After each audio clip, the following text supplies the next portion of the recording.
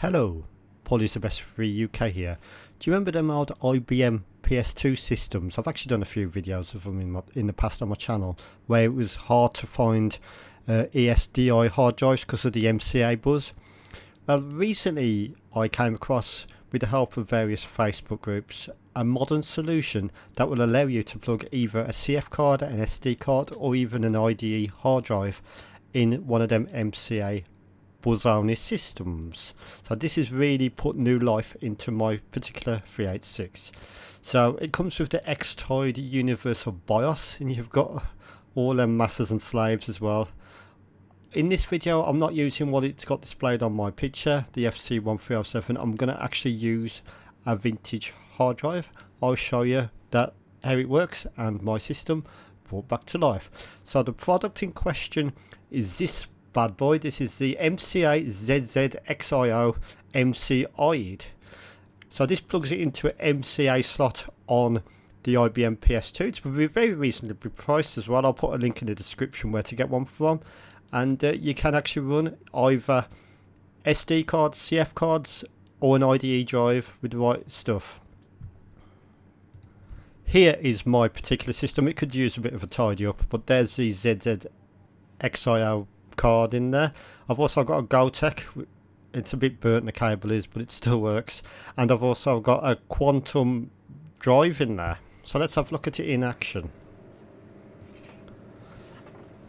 So here we have the system. It's got everything installed. Let's turn it on.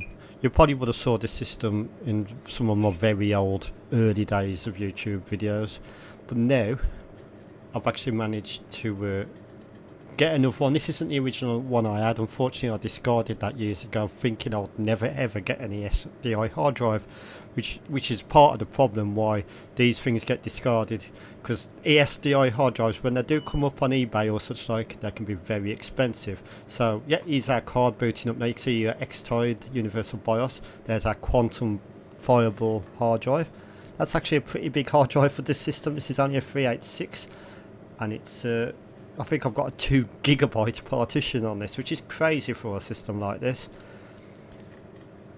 But like I said earlier in the video, you can use CF cards with an adapter. I think the company who makes these also does one with the relevant bit built in. Maybe, I think. Like I said, I'll make sure there's a link in the video description if you want to pick one of these up yourself. So I have put some games on this. So I'm not going to run through much. Some of these don't work anyway, because Doom, obviously, I haven't got enough RAM for Doom. Quake definitely won't work. I just copied a random DOS folder I had, but I have got a few that do work. We've got obviously Lemmings 1. Now the next step is to try and source an MCA sound card. I've got no sound card in this, it's just beeper. I do apologise about that. It's just because it's a more modern monitor. Let's just do the autocorrect, see if that helps. There we go, that's better, isn't it? I was going to film this originally using CRT, but I couldn't get my pixels phone refresh rate to match the CRT. So I just plonked an old LCD on there, so it's easier to see. But yeah, as you can see, that's Lemmings. This computer's just been gathering dust a lot of the time because there was no hard drive solution that I had. ESDI hard drives, 80 megabyte, 60 megabyte, can be 300 to 400 quid plus on eBay in a working state. So this adapter, which was about £70 I think, and you can now use any CF card, now use any IDE drive, or well, at least within reason, is definitely a worthwhile investment for this sort of system. Let's have a look at Fantastic World Dizzy now, Dizzy 3. That music is actually coming for the beeper, believe it or not. Use some sort of clever programming techniques. But you don't get no music in game. I always preferred, as you probably know, the ZX Spectrum version of this. But yep, that's Fantastic World Dizzy running. It's now a usable computer where it's been just been stuck in storage for a while. ESDI hard drives, like I said, very expensive. They do break down as well, especially now because they're like what, 40, 30, probably 30, I would say more like 35, 33 years old. So this is a good way of getting your old IBM. By the way, if you don't already know, this is the IBM PS2 model 55SX, so it's like a 16 megahertz, I believe, 386, so quite a slow machine to be honest. Let's have a look at another game there. Look at our memory as well, might as well while we're here. So I've got just 4 megabytes and about 601k of a base memory. If I try Doom, I don't think that's going to work. I remember trying this before and I'm pretty sure it doesn't work. Just because of, yeah, insufficient memory. I thought so. It will probably launch if I add 8 megabytes of RAM, but it would be extremely slow on this 16 megahertz processor.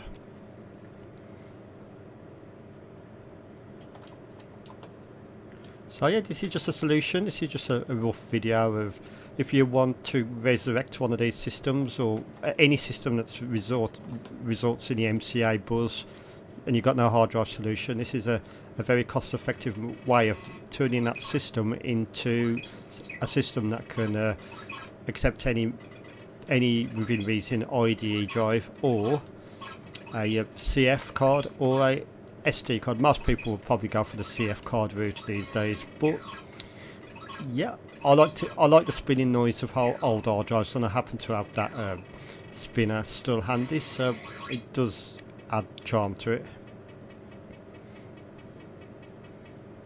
Dangerous Dave, classic game. I used to play this a lot. I never got very far in it. It's only quite a short game, to be honest.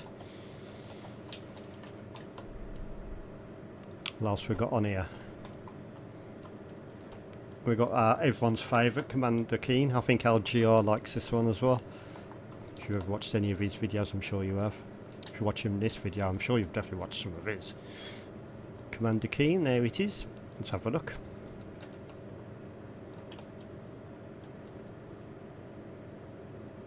Oh, this is a space one. This is not the one I used to play a lot. It's the one where he's on that, in that like sort of forest area.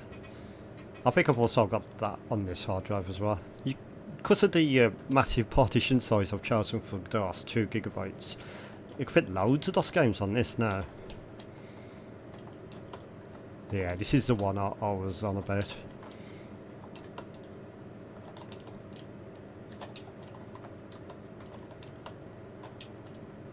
Just type in the right commands port. You can tell I pre-recorded this before I added the microphone, can't you?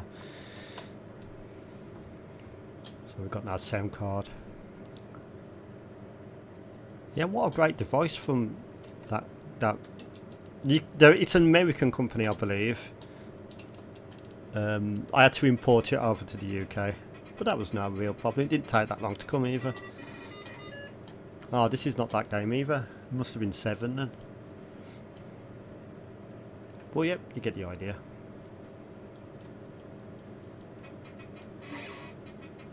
I do like the sound effects on the beeper on this game actually. It sounds better with a sound blaster or an ad-lib card, but I do quite like the sound effects on this one.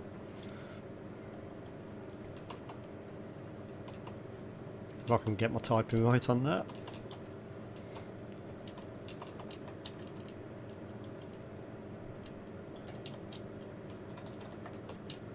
Oh yes, good old 8-1, the PC MS-DOS version.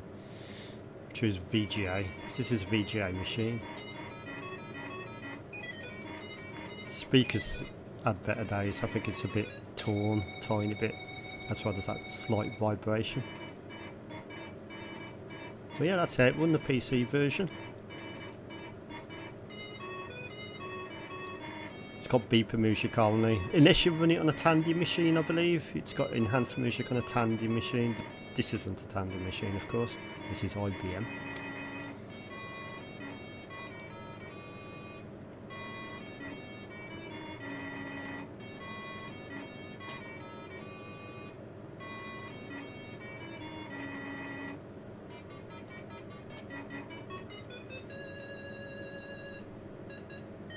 I always thought 8-1 on the PC, the MS-DOS original, was quite fun to play. I thought it was a lot more fun than the Amiga. I know the Amigas had just had a brand new update, but the old Amiga version from the day. I thought it was a lot better game. Turbo Outrun works as well. This is a sort of strange version of the game, I always thought.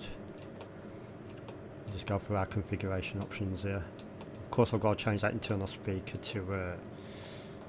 it won't work with AdLib because there's no AdLib sound card in this. I think I'm trying to work out how to do that. It does look like I am, doesn't it? I'll just start the game, start it, see if it works. Yeah, I always thought this version of the game was a bit strange. A lot different than the coin-op machine. You got your course map and that looks great on here, but the actual game, strange how it had this like speedometer hub at the bottom, and it just didn't. It just seemed like it was a bit changed too much from the other versions of Turbo Outrun. But yeah, still quite fun to play. Let's exit out of that.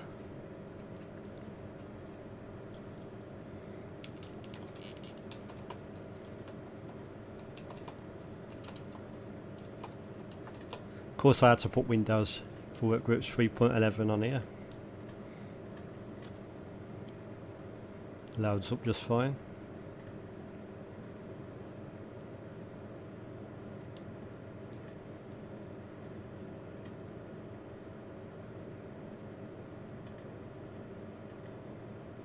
There's our good old Program Manager.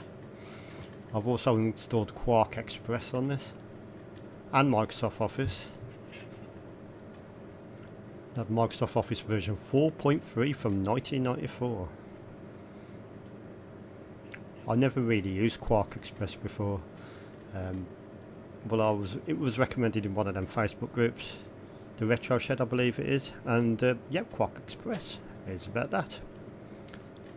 The 386 at 60. I wonder how many of you use these. The older folk use these at work. I mean, they are pretty. If you can replace the hard drive like I have done here, they're pretty robust, reliable systems. Mine probably needs a bit of a recap on the PSU, but it still works fine every time. It's only been in storage because I couldn't get a hard drive solution, but now I have. It's permanently on the desk now. If anyone is wondering what that computer is to the right on the picture, that's a 486, but it's not an IBM, it's just a generic 486 custom built. It runs a lot faster than this system. Yeah, Quark Express does take a while to come up. We have only got 4 megabytes of RAM, but I can forgive it for that. Unless it's already up and you just have to go to File. I think that was the case actually, because I did record this yesterday. And did I? Yeah, what a silly. You have to actually go to File now. And there we go. Quark Express. It looks slow now, but once it's on, it works and you can use it. I don't know what Quark Express was for. I think it was desktop publishing maybe, or some sort of office-based application. Not bad for 386 running at 16 megahertz. Let's come out of Quark Express here.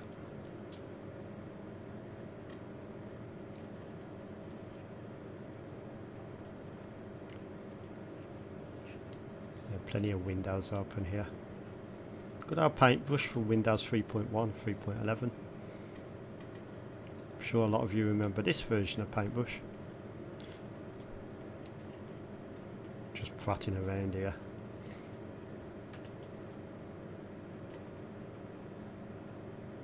I can't write on here to save my life. Hi, IBM 386. No, I do not want to save that.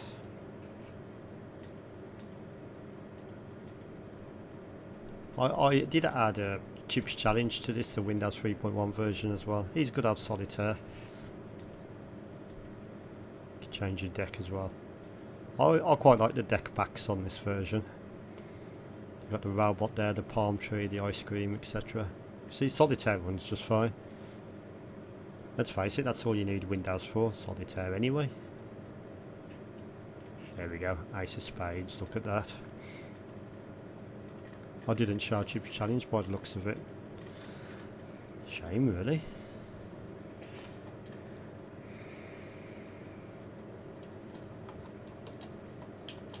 back into the games folder.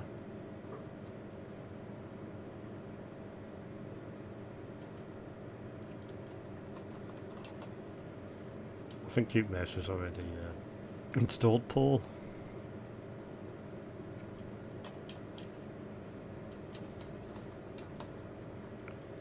So let's have a quick look at Monkey Island. Works great on this machine. Would be better with the sound card, of course, but MCA sound cards are also very expensive. There might be a project for an MCA sound card. There probably is. But you can use... This has got, as you can hear, the beeper music as well. Only appears in certain places, though. It's not like in the scum bar, the what you call it, the is it called a scum bar? The pub he goes into. The music's not there. But yeah, as you can see, Monkey Island works just fine on a system like this. So that's the IBM 386 running with a modern solution for hard drives. So I hope you enjoyed that one. Have a look in the video description below to find out where to purchase yours. And 10 out of 10 for a superb project that has relived my IBM 386. Thank you for watching and goodbye. Nice.